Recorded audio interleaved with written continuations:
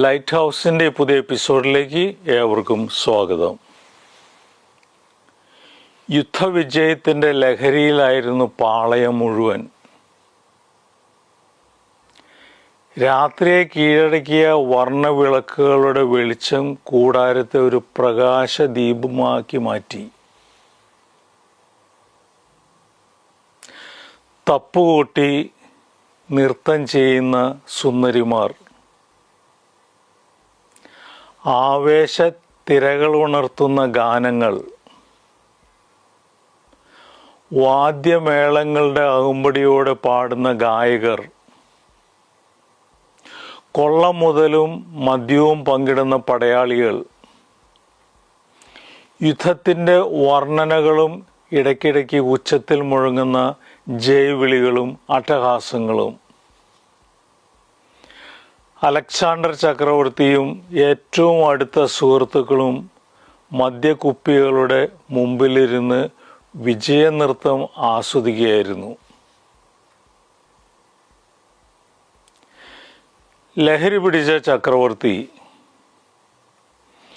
തൻ്റെ വിജയങ്ങളെയും നേട്ടങ്ങളെയും എടുത്തു പറഞ്ഞ് സ്വയം പ്രശംസിക്കുവാൻ തുടങ്ങി. അലക്സാണ്ടറുടെ ആത്മപ്രശംസ അവസാനമില്ലാതെ നീണ്ടുപോകാൻ തുടങ്ങിയപ്പോൾ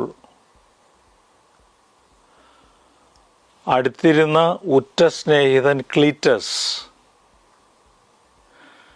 അസ്വസ്ഥതയോടെ പറഞ്ഞു, യുദ്ധവിജയത്തിൻ്റെ പേരിൽ ഇത്രമാത്രമൊന്നും ചക്രവർത്തിക്ക് അവകാശപ്പെടാനില്ല.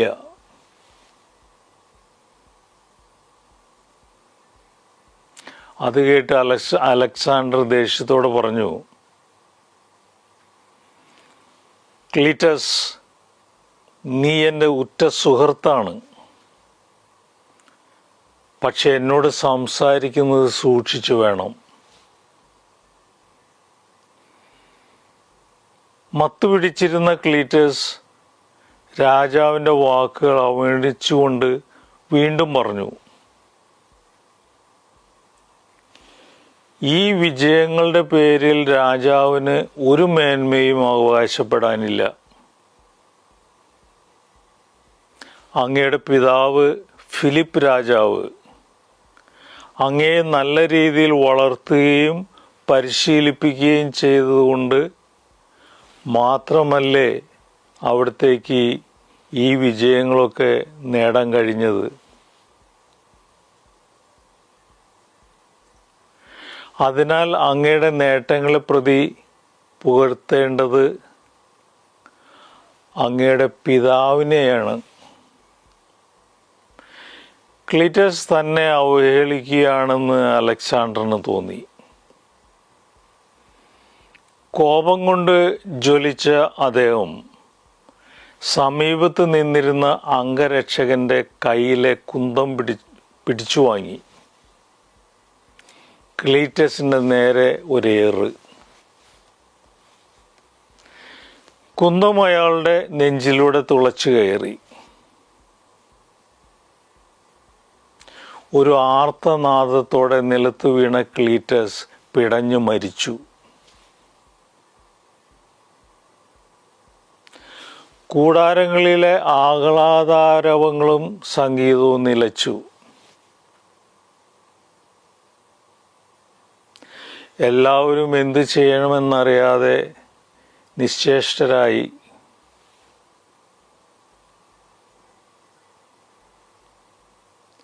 അലക്സാണ്ടർ ചക്രവർത്തിയും നിലത്ത് മരിച്ചു കിടക്കുന്ന സ്നേഹിതനെ നോക്കി എന്തു ചെയ്യണമെന്നറിയാതെ അല്പസമയം നിന്നു.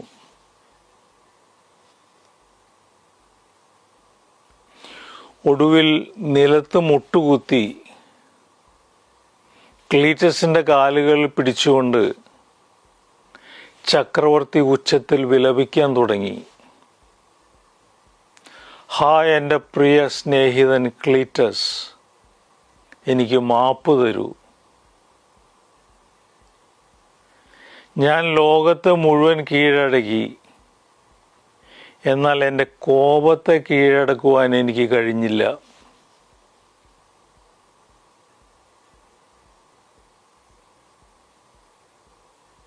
നമ്മുടെ അവസ്ഥയും ഇത് തന്നെയാണ്.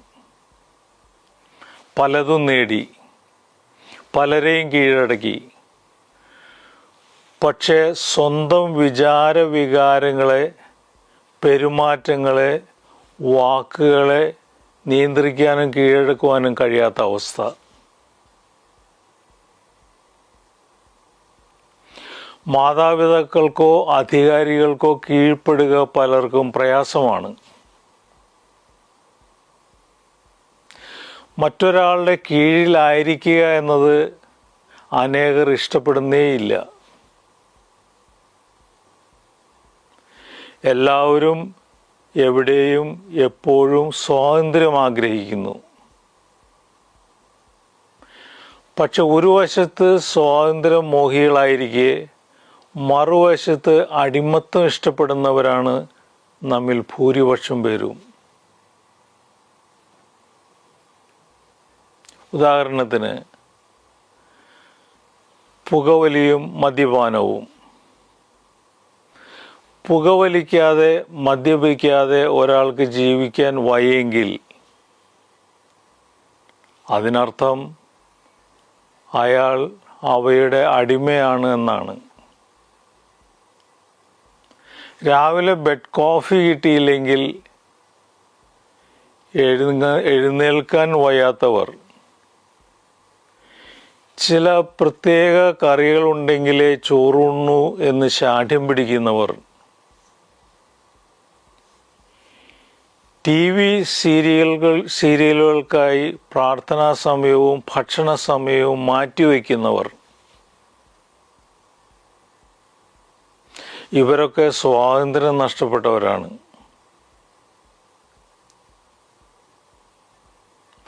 നമ്മുടെ ചിന്തകളുടെ ലോകം ശ്രദ്ധാപൂർവം നിരീക്ഷിച്ചാൽ ഒന്ന് നമുക്ക് മനസ്സിലാകും. പലപ്പോഴും നാം ആഗ്രഹിക്കാത്ത ചിന്തകൾ നമ്മെ വലിച്ചുകൊണ്ട് നടക്കുന്നു.